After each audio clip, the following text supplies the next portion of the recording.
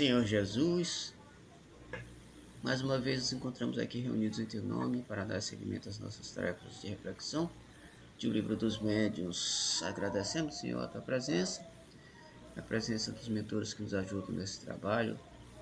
Rogamos, Senhor, que a Tua bênção possa nos envolver, nos fortalecer, nos amparar, e a todos os companheiros do grupo que não puderam chegar até aqui na reunião na noite de hoje. Onde quer que eles estejam, Senhor, que eles também sejam assistidos pelas influências e pelas vibrações dos nossos comentários, do nosso trabalho. Também, Senhor, te rogamos pelos nossos familiares que estão adoentados, que eles possam recuperar sua saúde totalmente, ou pelo menos melhorar, tanto em termos espirituais quanto em termos materiais. Ajuda no Senhor também, iluminando nossa casa, nosso lar, nossas casas, nossos lares, nossa família, parentes, amigos, vizinhos e todos aqueles que nos são mais caros, tanto no plano material quanto no plano espiritual. Também, Senhor, te pedimos por todas as pessoas do nosso planeta, Senhor. Nosso planeta está passando por muitas dificuldades, principalmente com relação às guerras, os tsunamis, os terremotos, os maremotos, essas hecatombes naturais. E também, Senhor, te pedimos pelo nosso país, ilumina os nossos governantes, para que eles possam trabalhar cada vez mais em prol daqueles mais necessitados, porque nosso povo, Senhor, nosso povo, especialmente os mais necessitados, sempre foram mais esquecidos por conta de governos anteriores. Sendo assim, nesse estado de paz, harmonia e tranquilidade, pedimos a permissão para dar por iniciado o nosso trabalho da noite, rogando que a Tua bênção e a Tua paz permaneçam em nossos corações, nos acompanhe hoje, agora, amanhã e sempre. Que assim seja. Muito bem, nós, na reunião passada, nós iniciamos um outro capítulo, capítulo 7, das transfigurações e da bicorporeidade. Nós vamos iniciar a reflexão de hoje com a questão o item 117. Leitura. Eis aqui agora outro fato ainda mais característico e grande curiosidade teríamos de ver como poderiam explicá-lo unicamente por meio da imaginação.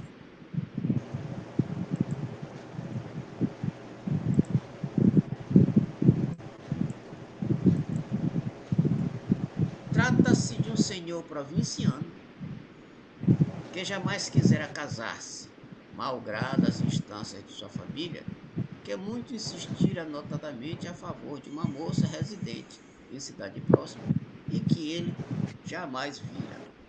Um dia, estando no seu quarto, teve a enorme surpresa de se ver em presença de uma donzela vestida de branco e com a cabeça ornada por uma coroa de flores.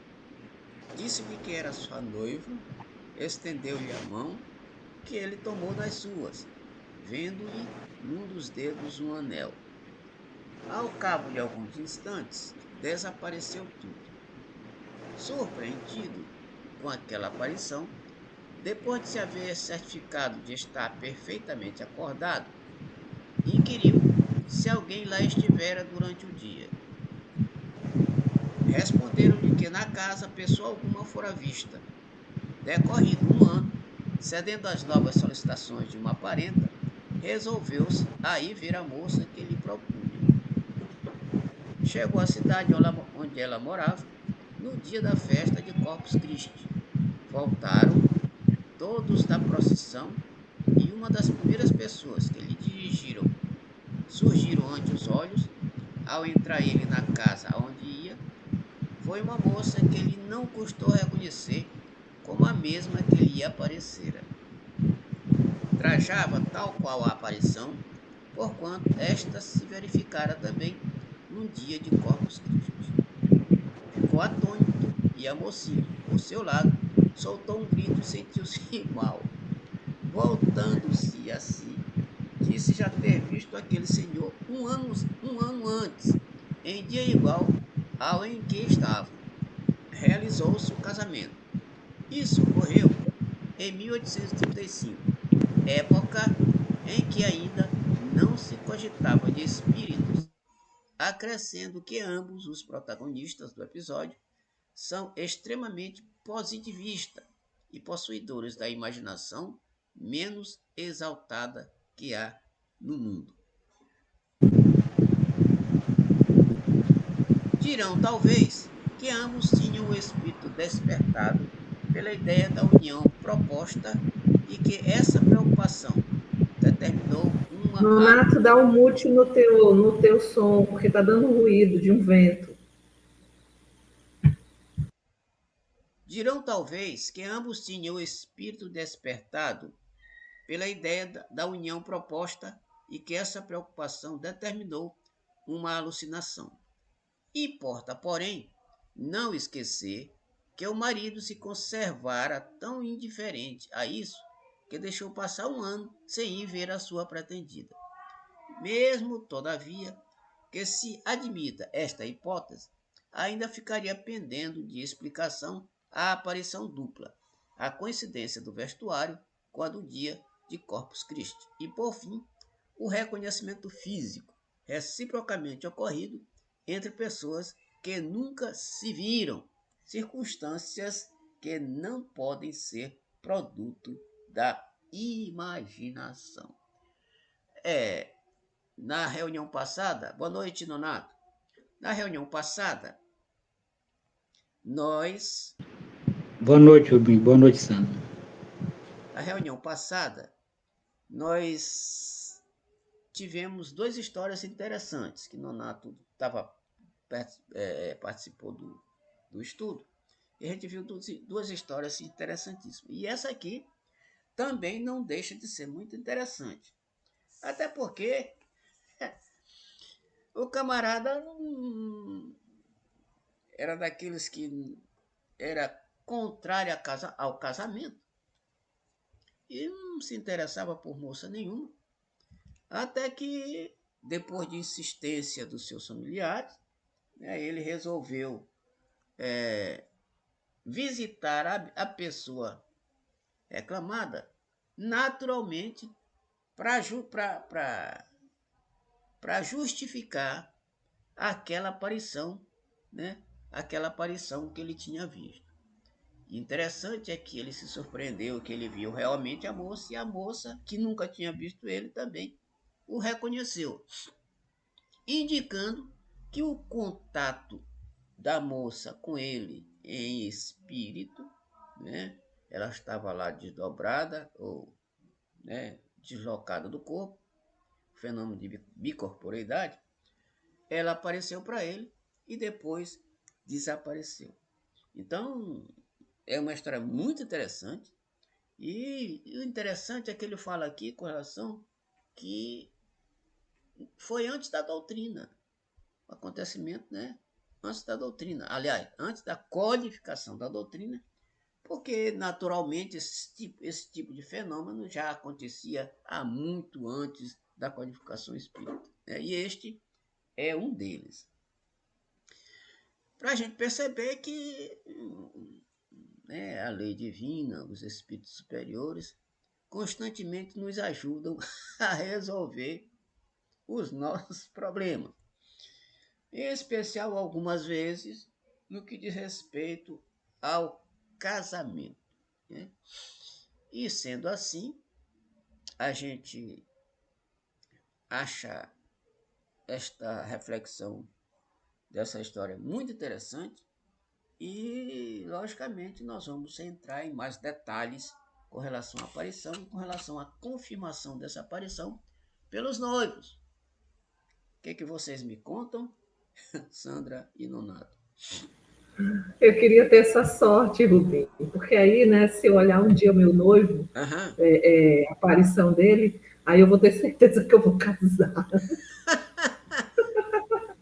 Mas, Sandra, né? Essa sorte, né, é para poucos essa sorte, é poucos são os merecedores. tu tem sorte sim. Não precisa aparecer. Esse caso é um caso mais raro, né? Não precisa aparecer. Por exemplo, eu tenho uma prima que tu conheceste lá de Salvador, que ela conheceu o noivo dela mais ou menos parecido assim. Mas olha só, ele não apareceu para ela não apareceu para ele. Ela sonhou, olha só, ela sonhou com um rapaz que nunca tinha visto na vida. Nunca tinha visto na vida. E aí ela foi transferida de Teresina para Fortaleza e andando um dia, um ano depois do sonho, andando um dia por algum lugar de Fortaleza, ela olhou o cara do sonho, que nunca tinha visto, olhou, se aproximou, começou a conversar e eles ficaram amigos. E dessa amizade surgiu o casamento. Tá, mas olha só, Sandra. Só que esse casamento dela não deu certo, não. Porque eles brigavam feito gato e rato. Era uma briga constante, dois birrentos. E aí tiveram duas filhas e ela não aguentou ele não aguentou ela e acabaram se separando. Estão separados há muitos anos já. As meninas já estão adultas. E não precisa sonhar, nem precisa aparecer. Com a nossa convivência e tal, a gente dá um tique assim, um estalo, aí diz, ixi, deve ser esse, ou então é esse, ou é essa, coisa parecida. Ou então, como aconteceu comigo, eu estava trabalhando em casa, no INSS, no serviço, me aparece esta moça daqui de casa, né, e foi parar na minha mesa. Ou seja, tanta mesa que tinha para ela parar para falar a respeito do assunto que ela queria falar, parou na minha mesa. Parou na minha mesa e disse que o pai dela tinha falecido e queria saber como é que fazia para adquirir a pensão. A mãe dela adquirir a pensão. Aí eu falei para ela e tal, dessa história a gente conversou, acabamos ficando amigos. Dessa amizade, Sandra, rolou um clima, rolou uma química e a Nicole está aí para sanar a história. Então, pode ser de outra forma. Não fica esperando só desse jeito aí que possivelmente isso aí não aconteça. Talvez nem em sonho, mas assim, algo, os espíritos ajudam, algo casual, né? Leva a pessoa numa circunstância qualquer pra gente, e aí a gente olha, às vezes nem na primeira vez, nem aí depois na segunda vez, terceira, etc, etc, a gente acaba, né, tendo um clique, e esse clique é o elemento para a aproximação mais firme. Comentários mais, Sandra, a respeito disso. Mas não se preocupa não. Eu sou uma pessoa de fé, eu sou uma pessoa que eu ainda não perdi as esperanças. Não se preocupa não. Uma hora, aí tu não vai nem esperar e a coisa vai acontecer. Nonato, diga aí, meu irmão. Se você quiser falar alguma coisa, a Sandra já disse. Vou falar assim, eu vou contar até uma historinha. Esse foi basicamente. Não, só lembrando uma coisa. Vocês não lembram do compromisso que vocês assinaram quando encarnaram, mas é isso aí. A nossa alma gêmea, ou então o nosso companheiro, a gente encontra mesmo, não tem jeito, não tem escapatória, nem que seja para casar e depois separar de novo, mas vai ter que É vai verdade, ter que assumir, não tem jeito. verdade. O meu caso foi engraçado. O meu caso é o seguinte: eu não conhecia Leila. Depois de anos, ela me disse. Aí eu me aproximei como amigo da família. E a mãe dela chegou para mim e disse que o casamento de Leila tinha que acontecer, que ela estava preocupada porque fizeram aquele teste da bananeira, né? e deu RN na bananeira, coisa. Ela disse, ixi, minha filha vai ficar viúva e casar de novo, porque vai ser duas pessoas que ela vai se casar e depois. Mas que eu não conhecia o Raimundo Nonato, né? Que foi esse que o cara da bananeira que foi assinado, foi o teste da bananeira foi Raimundo Nonato. Raimundo Nonato. Então, esse foi o engraçado. Aí a gente se reencontrou. No começo foi um love direitinho, mas começou a aparecer aquelas desavenças, aquelas coisas normais, Normais, normais. De todo normais que casal. acontecem no casamento. Até hoje nós estamos aí, o que? 38 anos de casado, quase 40, né? Nunca tivemos só esses embates, essas besteirinhas de família, de coisa normal, porque a gente tem que se suportar. Se não se suportar, se separa, não adianta. Então, o que acontece isso aí é exatamente isso do projeto reencarnatório. Toda pessoa tem que sua alma gêmea vai se reencontrar.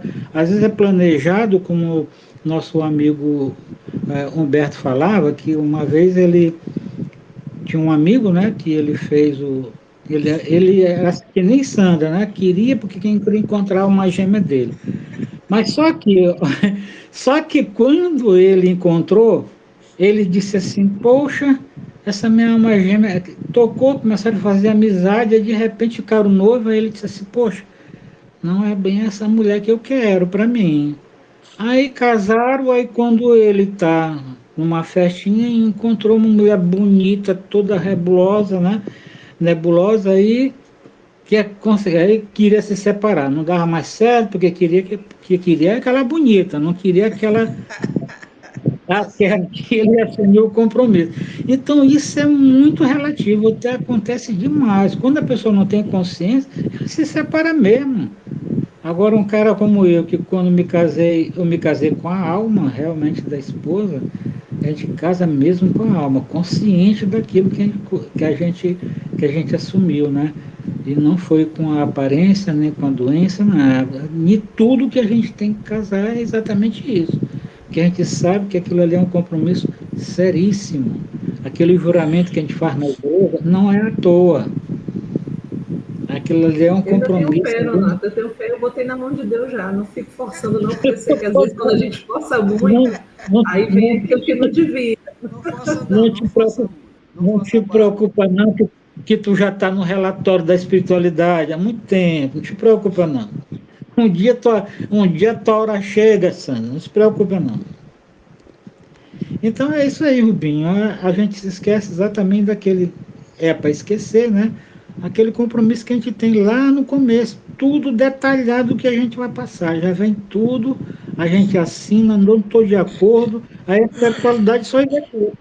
Mas quando chega na hora, a pessoa, quando vai encarnar, aí pega, bota o pé na barriga da mulher, não quer descer, não quer sair de jeito nenhum. Às vezes desencarna até quando sai do ventre, né? E tem vários outros coisas que na hora se arrepende. Mas isso tudo é do projeto espiritual que a gente assina antes de encarnar. A reencarnação é um negócio sério, muito sério, que a gente às vezes não dá muito valor, mas é muito sério. Ok. Agora tem outra história interessante, ô Sandra Manonato, que às vezes o camarada e a mulher namoram muito tempo, noivo. No dia do casamento, tem um resolve não querer mais casar. Olha só. Resolve que não, não quero mais, acabou. Aí, Enjoou, não quer. não, enjoou, aconteceu alguma coisa, sei lá, ou então apareceu uma outra pessoa que de repente pintou um clima, que com essa não estava tão climático assim ou com aquele. Então é Isso. assim, ou seja, não era para ficar com aquele ou com aquela. Tem filmes assim, não é, Sandra? Novelas, inclusive. Camarada tá, mulher tá no altar, o cara tá no altar, ela não quer mais ou ele não quer mais, é uma confusão terrível. Então é assim que acontece. E às vezes o camarada olha o primeiro dia, o segundo dia, no terceiro, um mês já estão casados, ó, rapidinho. Então vamos adiante. 118. Antes de irmos adiante, devemos responder imediatamente uma questão que não deixará de ser formulado. Como pode o corpo viver enquanto está ausente o espírito? Poderíamos dizer que o corpo vive e a vida orgânica, que independe do espírito, e a prova é que as plantas vivem e não têm espírito? Opa! As plantas vivem e não têm espírito. Isso aqui é interessante, a gente tem que comentar isso aqui daqui a pouco.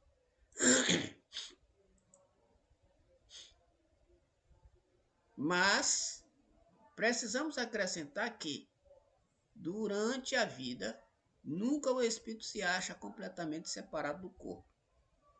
Do mesmo modo que alguns médios videntes, os espíritos reconhecem o espírito de uma pessoa viva por um rastro luminoso que termina no corpo, fenômeno que absolutamente não se dá quando este está morto, porque então a separação é completa. Por meio dessa comunicação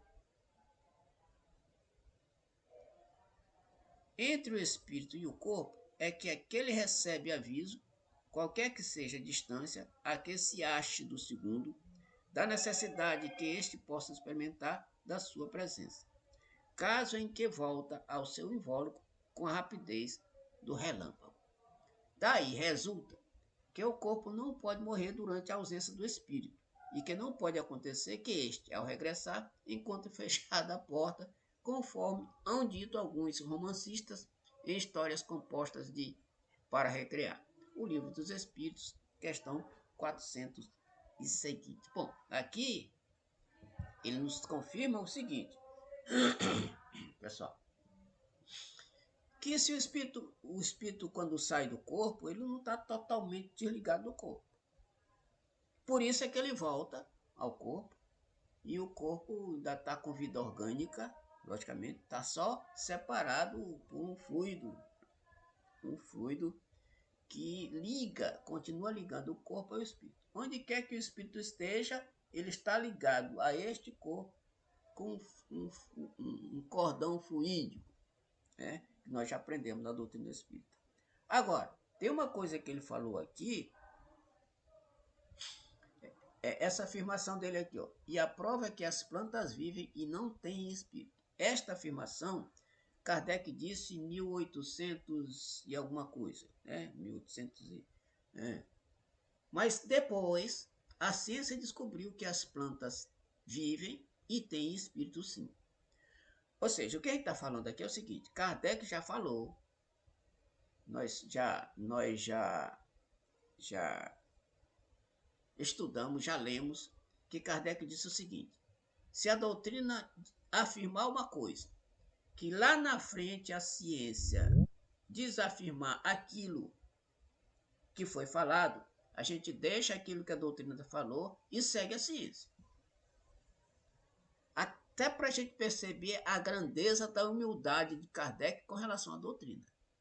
Então, até ali, naquele momento, a ciência não tinha como comprovar, meus amigos, não tinha como comprovar que as plantas viviam, mas não tinham espírito. Já no século XX, Kardec é do século XIX, já no século XX, um cientista chamado Kirlian apresentou uma máquina, inventou uma máquina em que esta máquina fotográfica revelava as fotos e as fotos na revelação ela mostrava que em volta de todo ser havia uma aura, uma luz em volta de cada ser e essa luz foi denominada como áurea. Aura, aliás. Aura. E aí ele fez a experiência com uma folha de mamoeiro. Ele fotografou a folha de mamoeiro, a folha inteira, revelou, e na revelação apresenta em volta da folha aquela luminosidade que a gente sabe chamada de aura. E essa aura todos nós temos, todo ser humano tem. Aliás, as coisas também têm. uma pedra, as coisas inanimadas, os animais, as plantas, os seres humanos, todos temos. Aí ele fez o seguinte, ele pegou a folha de mamoeiro, cortou uma parte da folha, tirou essa parte que estava cortada e fotografou a parte da folha que sobrou. Quando revelou, ele observou que a folha, na revelação, apareceu como se estivesse toda completa, demonstrando que ali naquela parte que foi cortada apenas a parte material, mas ficou uma invisível, que nós chamamos e denominamos de espírito. Logo, as plantas vivem e têm espírito. Tudo que vive tem espírito. Todo animal vivente, plantas, animais, ser humano, tem espírito. Aliás, é espírito. Agora tem a parte material. Eu estou confundindo as coisas.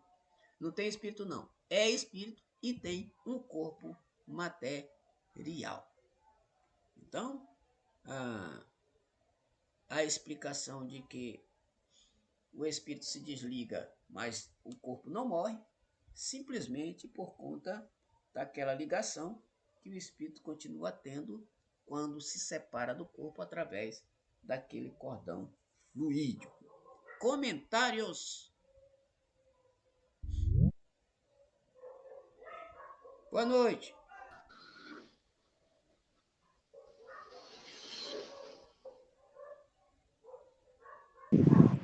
Isso faz parte da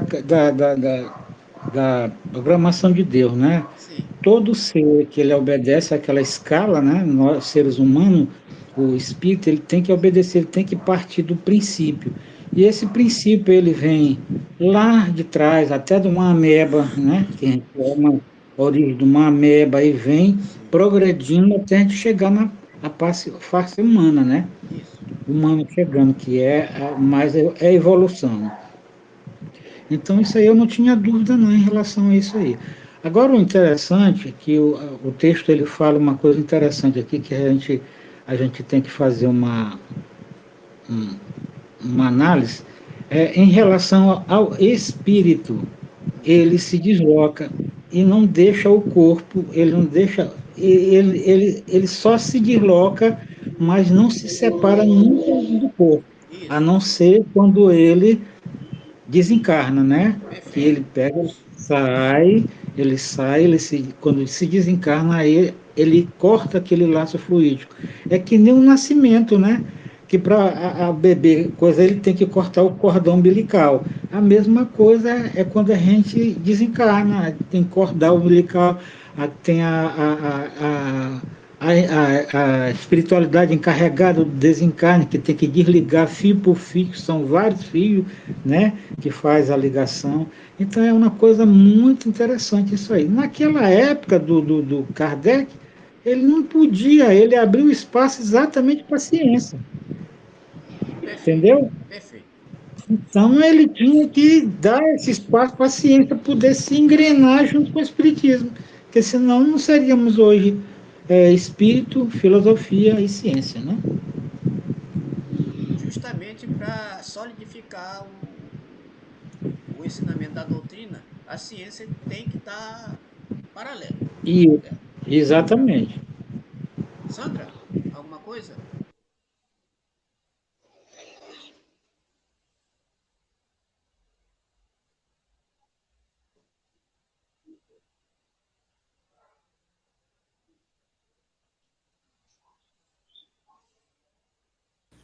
Por aqui tudo certo, Rubi. Tá, Tá beleza. bem clara essa, Tá, então vamos essa lá. explicação. Continuando. 119. Voltemos ao nosso assunto. Isolado do corpo, o espírito de um vivo pode, como o de um morto, mostrar-se com todas as aparências da realidade.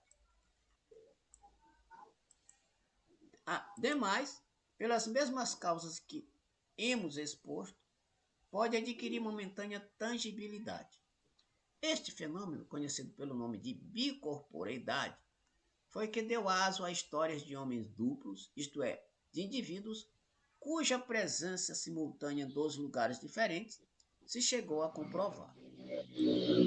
Aqui vão dois exemplos tirados, não das lendas populares, mas da história eclesiástica. Santo Afonso de Liguori foi canonizado antes do tempo prescrito, por se haver mostrado simultaneamente em dois sítios diversos, o que passou por milagre.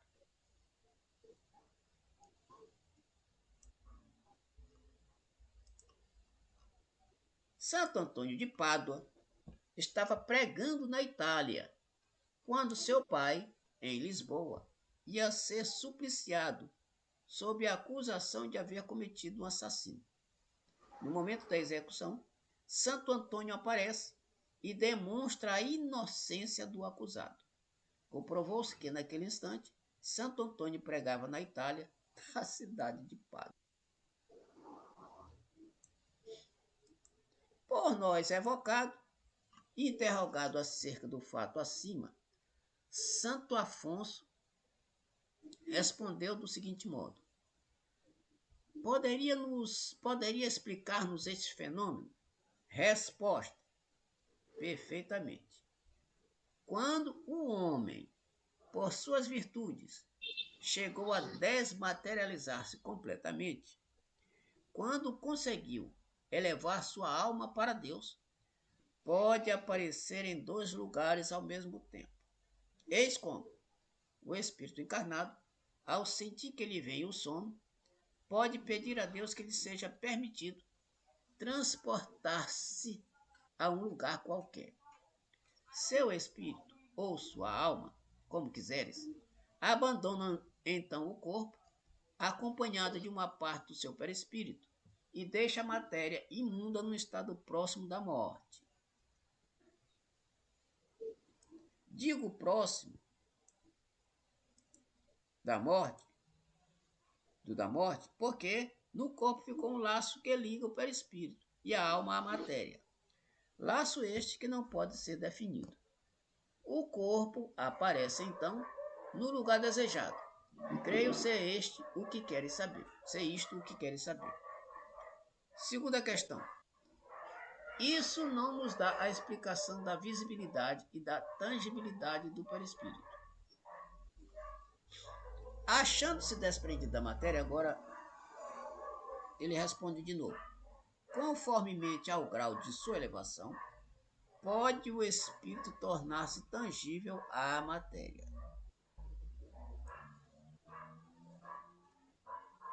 Terceiro, será indispensável o sono do corpo para que o espírito apareça noutros lugares?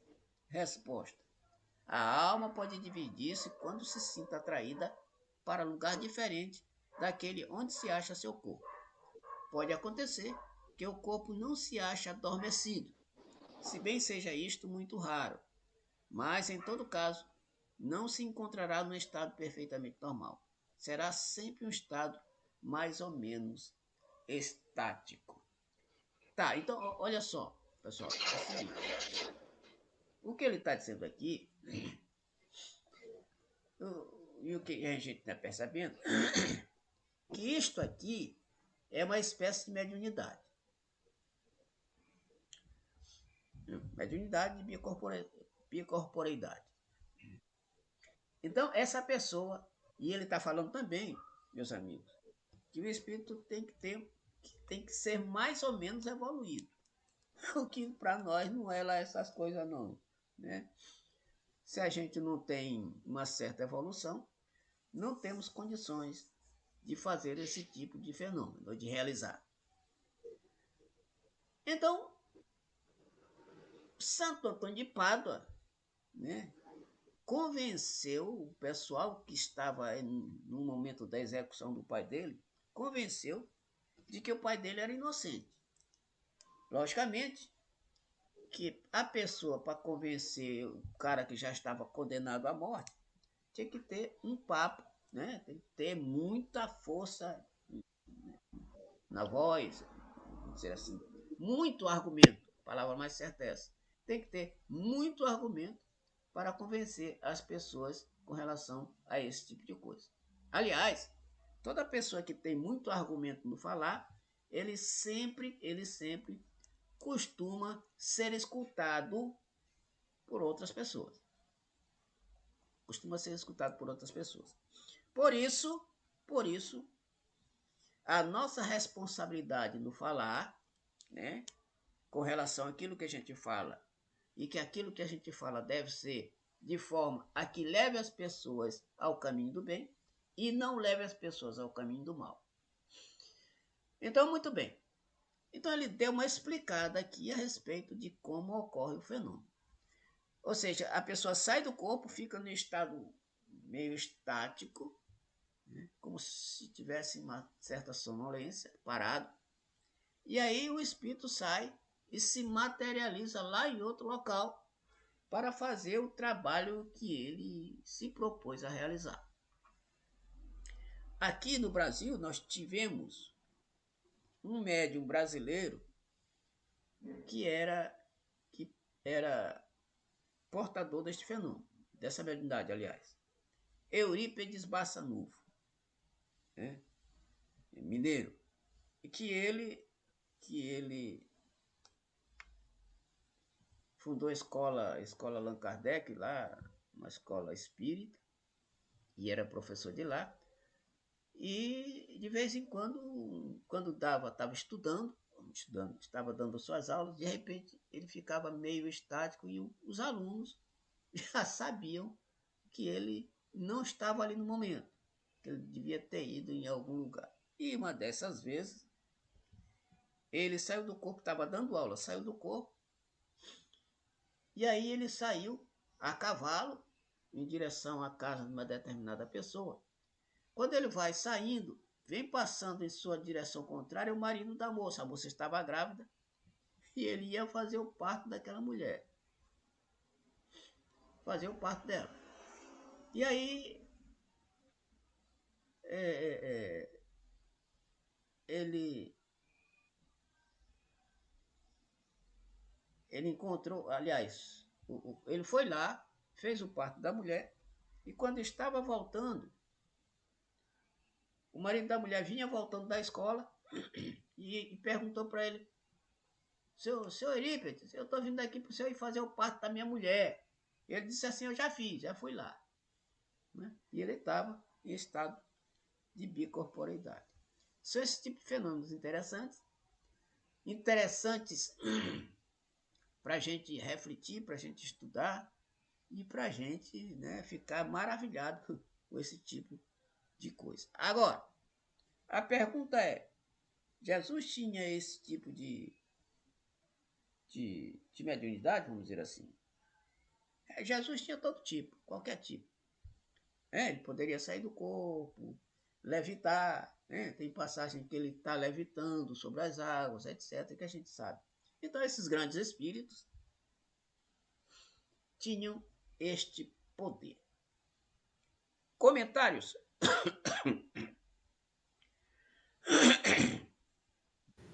Eu posso dizer que a bicorporeidade é a mesma coisa que desdobramento? Pode ser, pode dizer que sim. Desdobramento. A pessoa desdobra, sai do corpo.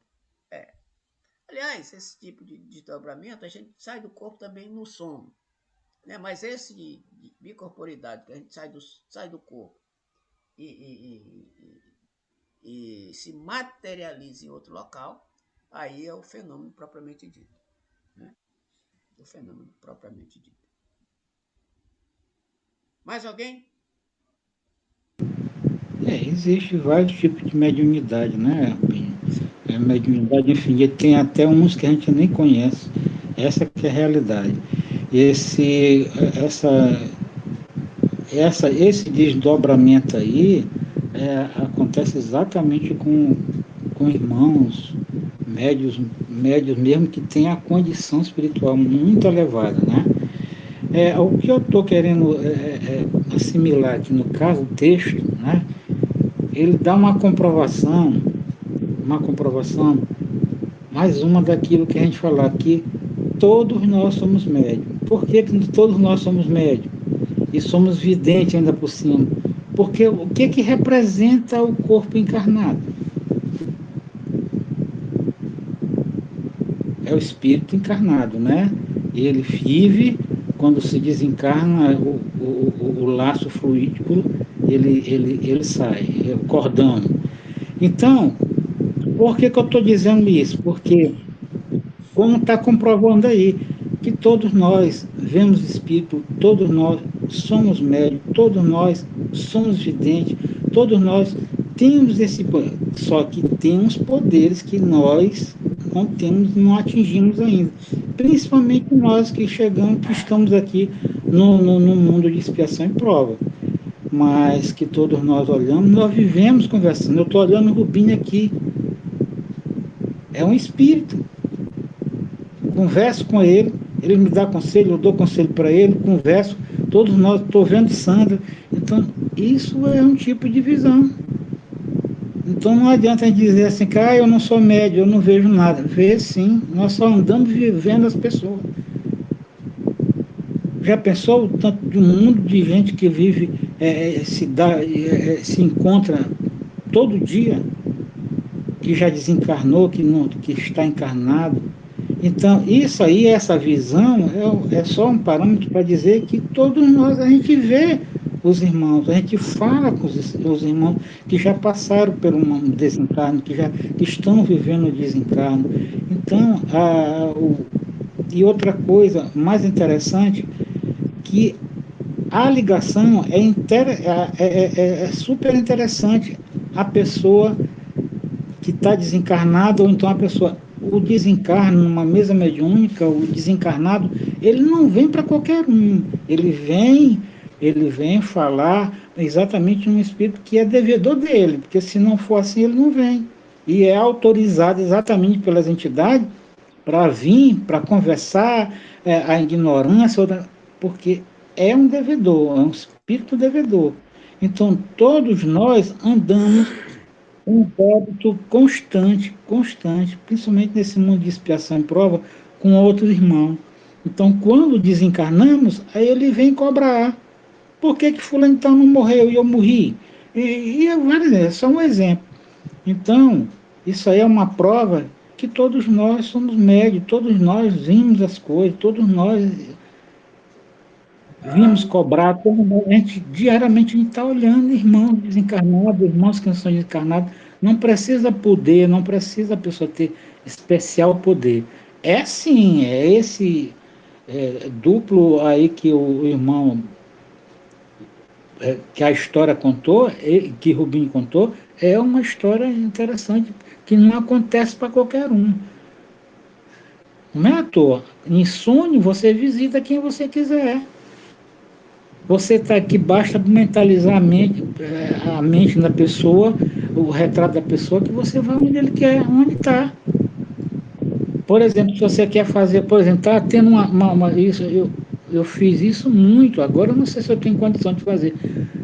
Visitar enchente, visitar onde está tendo tufo, onde está tendo tempestade. Eu já fiz muito isso no Japão, mentalizei e fui lá ajudar. Então, nós temos poder e condição. Jesus mesmo já falou: o que eu faço, vós os farei muito mais. Então, os irmãos, os evangelistas, todos eles traíram Jesus. Só depois que Jesus desencarnou foi que eles foram ver: olha, nós estávamos com um homem e não sabíamos, porque ele foi negado. Além de Pedro, foi negado todos os outros quando estavam caçando os discípulos de Jesus. Aí os discípulos, não, eu não conheço ele. Não. Então todos eles traíram, todos eles. Jesus foi uma pessoa muito perseguida, tanto pelos que o amavam, como as pessoas que não o amavam. Então por isso que hoje em dia o espírita, para viver, ele tem que sempre amar exatamente sem condicionamento de cor, de raça, de intelectualidade, porque nós somos muito perseguidos. Todo aquele que tem uma visão mediúnica, todo aquele é muito perseguido. Boa noite, Igor. Sandra, quer falar mais alguma coisa? Tá. Então vamos lá. Nota de Kardec. A alma não se divide, no sentido literal do termo, irradia-se para diversos lados e pode assim manifestar-se em muitos pontos, sem se haver fracionado. Dá-se o que se dá com a luz, que pode refletir-se simultaneamente em muitos espelhos. Aqui ó, é o seguinte, nós estamos fazendo a nossa reunião aqui hoje e eu pergunto a vocês, Jesus está aí com vocês? Tá, com certeza tá. Tá aqui comigo? Tá. Então ele pode estar, pela grandeza espiritual de Jesus, ele pode estar em muitos lugares ao mesmo tempo. Né? Foi o que ele disse. Onde estiverem 2 ou mais pessoas reunidas em meu nome, lá eu estarei. Ora, imagine vocês, tem uma porção de pessoas reunidas em nome de Jesus no Brasil todo. Nesse momento, nesta hora que a gente está estudando. Com certeza tem muita gente reunida em nome de Jesus. Ele vai estar em cada um desses pontos. Não se divide, como diz aqui a nota de Kardec. Ele não se divide, mas ele está lá. Ou seja, onipresente. Por isso, quando a gente diz assim que Deus é onipresente, Deus está em tudo quanto é lugar. Está aqui, está aí, está bem aí, onde Sandra, Nonato, onde Igor, onde o pessoal lá do centro, do outro centro, etc. Tá todo mundo. Tá. Deus está em tudo quanto é lugar. Jesus também. E Jesus também. Por isso, quando a gente ora, pede assistência de Jesus, todos aqueles que oram pedindo assistência de Jesus, ele está lá. Não é uma maravilha isso, pessoal? Então vamos a seguir, vamos adiante. Que sucederia a quarta questão? Que sucederia se, estando o homem a dormir, enquanto seu espírito se mostra noutra parte, alguém de súbito o despertasse? Resposta: isso não se verificaria, porque se alguém tivesse a intenção de o despertar, o espírito retornaria ao corpo, prevendo a intenção, porquanto o espírito lê os pensamentos. Ai, que coisa interessante. No corpo a gente não lê pensamento, né, pessoal? Ele está dizendo aqui. Mas fora do corpo, a gente lê pensamento. Isso aqui é interessante. Nota. Isso quem está falando aqui é o espírito de Santo Antônio de Pádua. Espírito de muita elevação. Né? Que ele foi um dos protagonistas daquele problema lá que salvou o pai dele de ser executado. Nota. Explicação inteiramente idêntica nos deram, muitas vezes, espíritos de pessoas mortas ou vivas. Santo Afonso explica o fato. Aliás, é Santo Afonso, não é Santo Antônio de Pádua. Santo Afonso explica o fato da dupla presença, mas não a teoria da visibilidade e da tangibilidade. Item 120. Tácito refere um fato análogo. Durante os meses que Vespasiano passou em Alexandria, aguardando a volta dos ventos estivais e da estação em que o mar oferece segurança, muitos prodígios ocorreram, pelos quais se manifestaram a proteção do céu e o interesse que os deuses tomavam por aquele príncipe.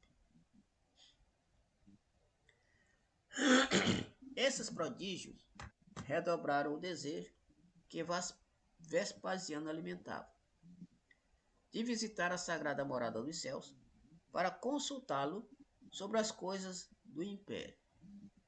Ordenou que o templo se conservasse fechado para quem quer que fosse, e tendo nele entrado, estava todo atento ao que ia dizer o oráculo. quando percebeu, por detrás de si, um dos mais eminentes egípcios, chamado Basílide, que ele sabia estar doente, em lugar distante muitos dias de Alexandria, e inquiriu dos sacerdotes se Basílide viera naquele dia ao templo. Inquiriu os transeuntes se o tinham visto na cidade. Por fim, despachou alguns homens a cavalo para saberem de Basílide e veio a certificar-se de que, no momento em que este lhe aparecera, estava a 80 quilômetros de distância. Desde então, não mais duvidou de que tivesse sido sobrenatural a visão. E o nome de Basílide lhe ficou valendo por um oráculo. Tácito. Histórias, livro tal, tradução. Né? Tá, então aqui é outro fenômeno, né, de aparição, de bicorporidade, na verdade. É um fenômeno de bicorporidade que agora foi assistido, foi presenciado por um príncipe, né, o príncipe Vespasiano de Alexandria. E que nós já vemos algumas histórias, alguns relatos anteriores, desde a reunião passada, nós estamos vendo esse assunto, e nós já vimos vários exemplos desse tipo. 121. Tem, pois, dois corpos, o indivíduo que se mostra simultaneamente em dois lugares diferentes. Mas, desses dois corpos, um somente é real, o outro é simples aparência. Pode-se dizer que o primeiro tem a vida orgânica e que o segundo tem a vida da alma. Ao despertar o indivíduo, os dois corpos se reúnem e a vida da alma volta ao corpo material. Não parece possível, pelo menos não conhecemos disso exemplo algum. E a razão, ao nosso ver, o demonstra que, no estado de separação, possam os dois corpos gozar simultaneamente no mesmo grau da vida ativa e inteligente. Demais do que acabamos de dizer, ressalta que o corpo real não poderia morrer enquanto o corpo aparente se conservaria visível, porquanto a aproximação da morte sempre atrai o espírito para o corpo, ainda que apenas por um instante. Daí resulta, igualmente, que o corpo aparente não poderia ser matado, porque não é orgânico, não é formado de carne e osso. Desapareceria no momento em que o quisessem matar. Perfeito. Opa! Então, o que ele está dizendo aqui é que o corpo aparente não morre. Ele desaparece. Exemplo. Um exemplo interessante. Imagine que Santo Antônio de Pádua fosse lá defender seu pai e naquele instante alguém quisesse assassiná-lo, o que aconteceria? Ele desapareceria, porque aquele não é o corpo real. O corpo real estava na Itália. O corpo real estava na Itália. Se quisessem matar o corpo real, o espírito voltava para o corpo imediatamente, porque pressentiria o ataque. Então, a explicação muito interessante, pessoal, com relação a que nesse fenômeno chamado de bicorporeidade, existem dois corpos, mas um dos dois é aparente, né? Um dos dois é materializado, o outro é o corpo real. Enquanto um pode ser assassinado, o outro não pode, porque o outro se dissolve, se desfaz. Comentários?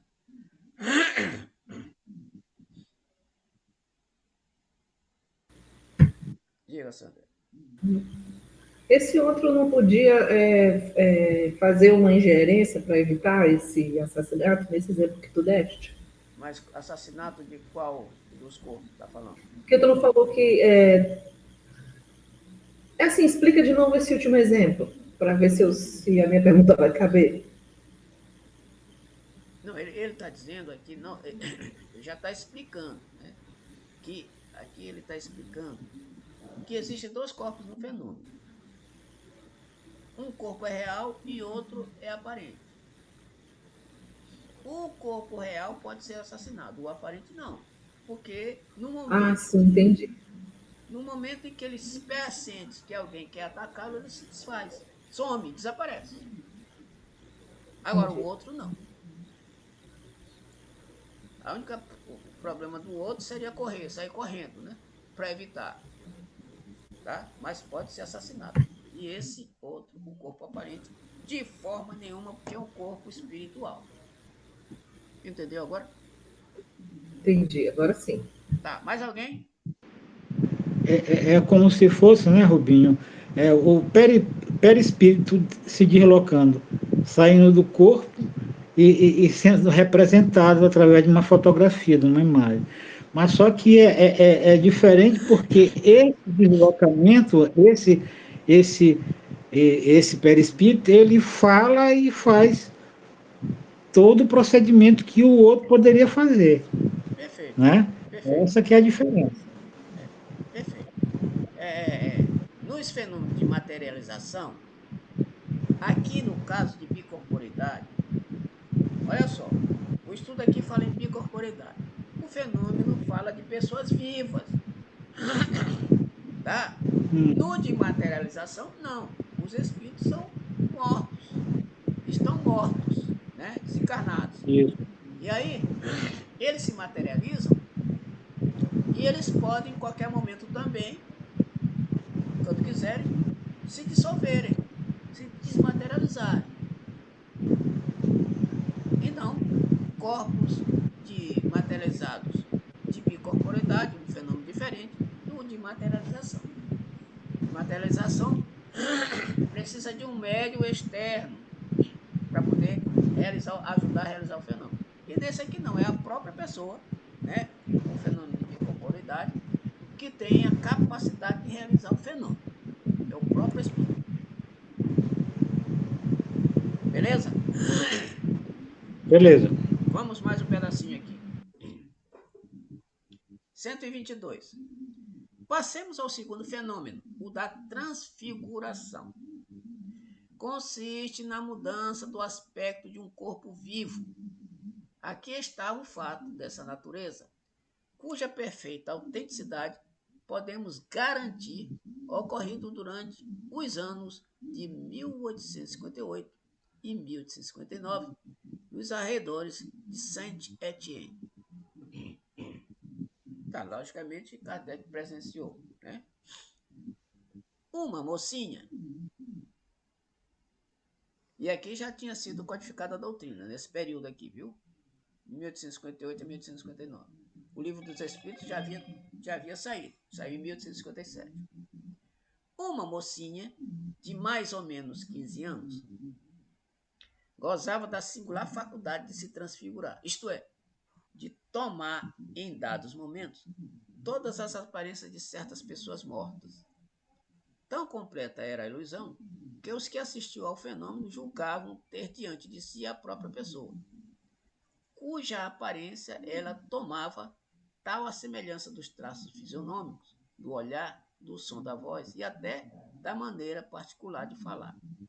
Esse fenômeno se repetiu centenas de vezes, sem que a vontade da mocinha ali interferisse.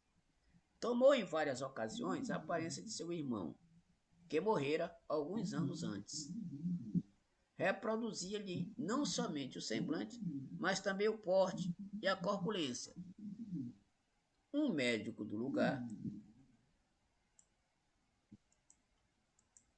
testemunha que fora muitas vezes desses estranhos efeitos, querendo certificar-se de que não havia naquele ilusionismo, fez a experiência que vamos relatar. Conhecemos os fatos pelo que nos referiram ele próprio, o pai da moça, e diversas outras testemunhas oculares, muito honradas e dignas de crédito. Veio a esse médico a ideia de pesar a moça no seu estado normal e de fazer-lhe o mesmo no estado de transfiguração, quando apresentava a aparência do irmão, que contava, ao morrer, 20 e tantos anos e era mais alto do que ela, e de compleição mais forte. Pois bem, verificou que, no segundo estado, o peso da moça era quase o dobro do seu peso normal. Concludente se mostrava a experiência, tornando impossível atribuir-se aquela aparência a uma simples ilusão de ótica. Tá, olha só. Então, a moça, um belo fenômeno, pessoal. Belo fenômeno. Então, a moça se transfigurava em algumas pessoas, né? Se transformava, vamos dizer assim, em algumas pessoas e tinha todas as aparências, o porte, logicamente o jeito de andar, inclusive a voz da pessoa em que ela se transfigurava. E, logicamente, continha o mesmo peso da pessoa que era quando desencarnado. Aliás, quando encarnado. Que fenômeno espetacular é esse, pessoal? Isso nos demonstra que existem fenômenos, como o Nonato falou ainda agora, mediúnicos que a gente nem tem ideia. Esse fenômeno da transfiguração é um fenômeno que a gente já ouviu falar muito parcamente, muito levemente. Só quando a gente ouviu falar da história de Jesus, da transfiguração de Jesus no Monte Tabor, não sei o que, etc, etc, é que a gente tem mais ou menos uma ideia. Mas aqui, ele está nos dando uma ideia mais aprofundada deste fenômeno, que é um fenômeno realmente maravilhoso, pessoal. Um fenômeno maravilhoso. Demonstrando para nós a grandiosidade, a grandeza do que é o estudo dessa doutrina. E do que é também o estudo deste livro maravilhoso, o Livro dos Médiuns, que vai nos mostrar todo tipo de mediunidade possível para que a gente possa entender como é que os fenômenos mediúnicos acontecem. Aliás, este livro é considerado o mais completo, pessoal, na doutrina. É o mais completo livro que fala a respeito da mediunidade de todos. Todos os outros se baseiam nele para trazer os seus conhecimentos. Aliás, todos os outros livros espíritas, afora Kardec, eles se baseiam na obra básica, nas obras básicas. Né? Então, tudo gira em torno da base, do alicerce da doutrina espírita, que é as obras básicas. Aliás, que são as obras básicas. Então, por exemplo, André Luiz, Chico Xavier, seus espíritos, todos os espíritos que já passaram pelo Chico Xavier, todos os espíritos que passam pelo Divaldo, pelo Raul Teixeira e por outros grandes médiuns, todos eles se baseiam no conhecimento kardeciano para trazer as suas mensagens e as suas obras. Logo, meus amigos, isto realmente é uma maravilha para a gente perceber a grandiosidade e a importância do estudo das obras básicas, porque senão a gente não entende o resto. Por isso é que sempre se insiste, o movimento espírita, a doutrina espírita, sempre insiste em que nós devemos nos curvar, estudarmos os livros das obras básicas, em especial os 5 primeiros: Evangelho, Livro dos Médiuns, o Livro dos Espíritos, a Gênese e o Céu e o Inferno. Agora fica a critério nosso continuarmos estudando ou não. Até porque nós já estudamos muitos livros das obras básicas, eu junto com a Sandra e outros companheiros de outros grupos, a gente percebe nesses estudos a profundidade, a grandiosidade dos ensinamentos que nós adquirimos nessas obras, meus amigos. São realmente uma maravilha. Às vezes a gente até se empolga e se encanta, muitas vezes, quando a gente se encontra debruçado na reflexão destas obras. Comentários?